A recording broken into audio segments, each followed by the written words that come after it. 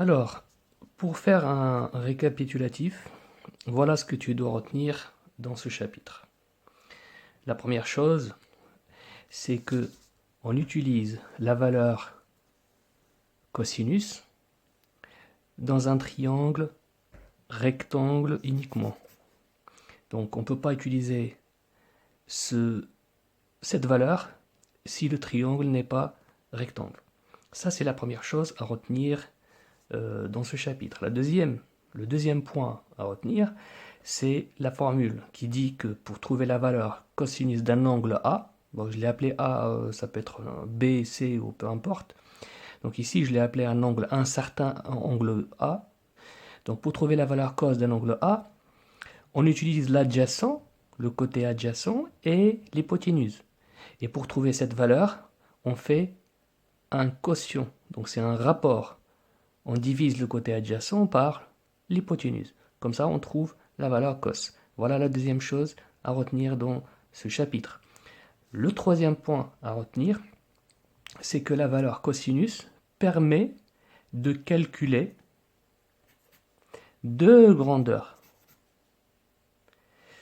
Alors, cette valeur-là, cosinus, elle permet de calculer la mesure d'un angle et elle permet également de calculer la longueur d'un côté dans un triangle. Voilà ce que tu dois retenir, les 3 points absolument à retenir dans ce chapitre. Maintenant, on va passer à l'application.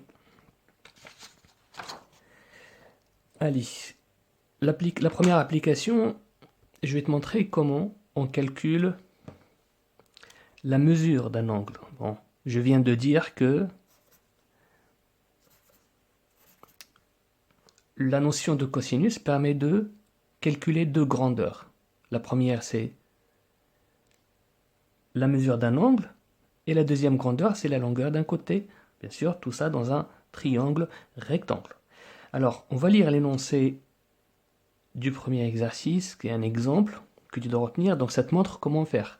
Donc, pour calculer un angle, la mesure d'un angle, tu dois respecter la même démarche que je vais te montrer là. Alors, on lit l'énoncé. On donne le triangle ABC, qui est rectangle en A, tel que AB égale